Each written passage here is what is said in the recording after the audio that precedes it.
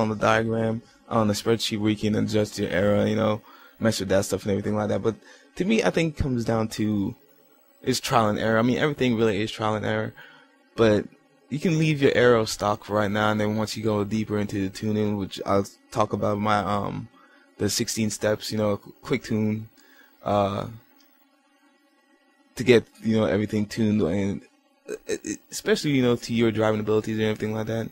But I'll leave the arrow stock for right now, but you will change it once you go deeper into the tuning. The brakes, it will, in the diagram, it will give you a brake balance of, it says 49% and pressure of 90, and that is not something I normally run with, partially because I run with I don't know how they calculate this, if this was with ABS or without ABS, but when I run ABS, not ABS, without ABS, usually my balance is between 49 and 47%, which is 48. But it can be either 49, 48, or 47 depending. And usually my pressure is between 75 and 60, depending on what track it is. But going to the differential, it's saying that my rear, not my rear, but really my rear is 40 for my acceleration and 26 for my deceleration. And that's pretty much it. You can just save that.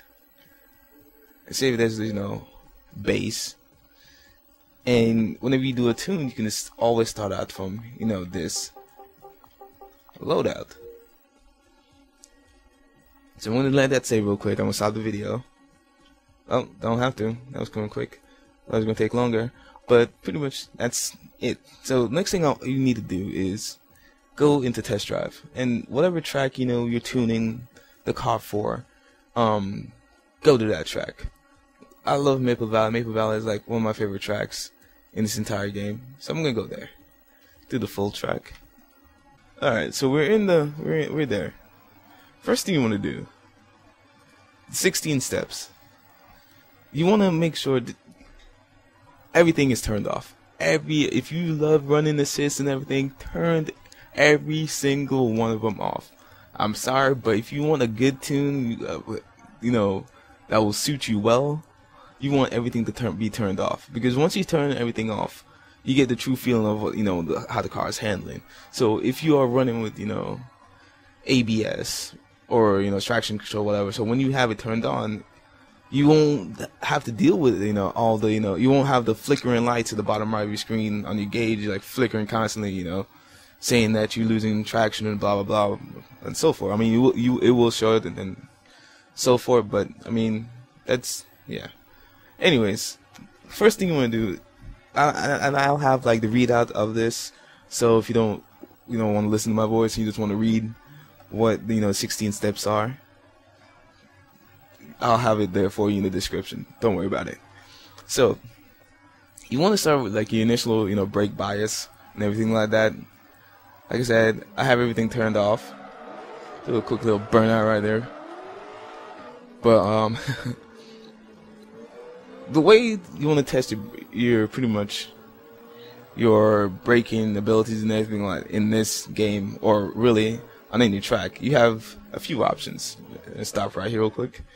You have either you can find you a good straight, like possibly the longest straight on the game.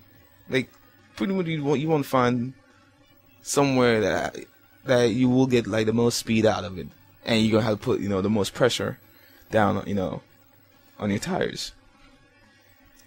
So you either have the option of just driving the car, and this is what I do all the time because to me it's the simplest. Driving the car and just going full out on like a straight, like this straight that's coming up right here. Right now I'm rocking, what was it? I don't even remember. Let's check it out. I think I am 49. Yeah, 49.79. See, that's they said 49.90. We're gonna do that for now, but I'm gonna change that quickly.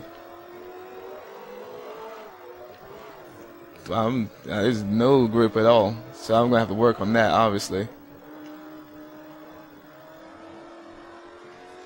But this is good straight for this car. I mean, for this test. So you're gonna go flat out and everything like that. I got my brake lines on, obviously, so I can make sure I'm judging everything correctly. And you can see that I locked on my brakes, full pressure, and everything like that. So what you want to do, like I said, you have three options. My option is to watch, your tires as you're going down the straight. Watch your tires, like switch to your a good side view or anything like that, or you can just go by feel and just watch to see what happens, which tires lock up first. And you can go back and forth down the track and everything like that, and you can see that my front tires lock up first. So I'm like, alright, gonna go into the tuning real quick, scroll over.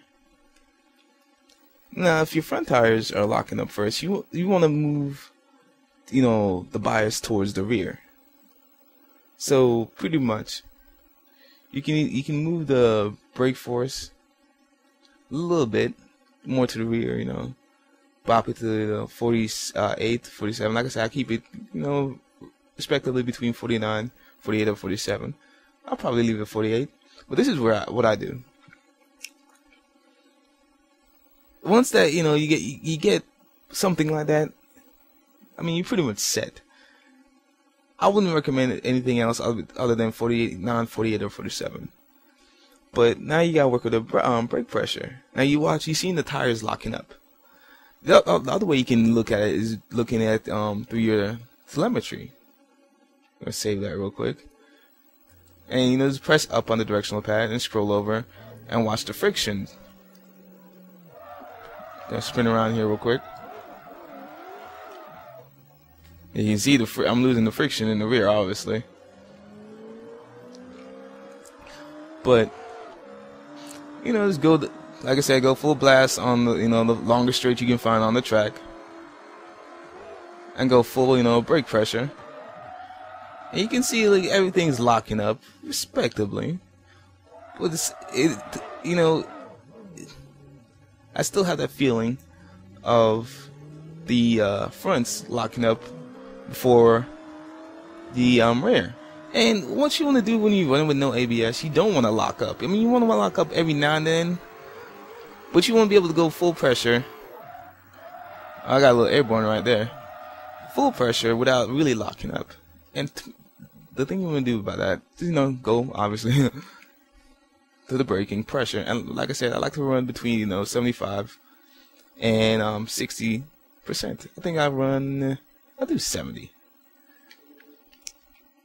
And it's just it's a tedious game of playing around until you find a good setup.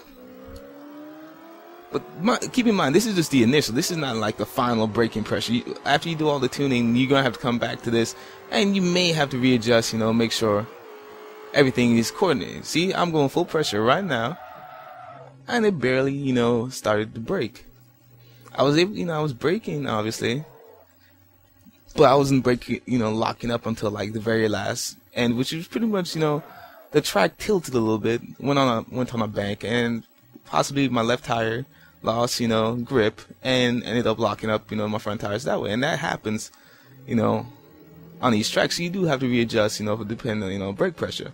I could drop it down to about 65, and that'll probably, solve that problem. But you also have to be aware that you when you go full load on your brakes, you're able to still slow down in that corner. So you do have to play around with that kind of things. And that's, that's the initial brake bias, brake pressure, stuff that you want to, mess with and adjust.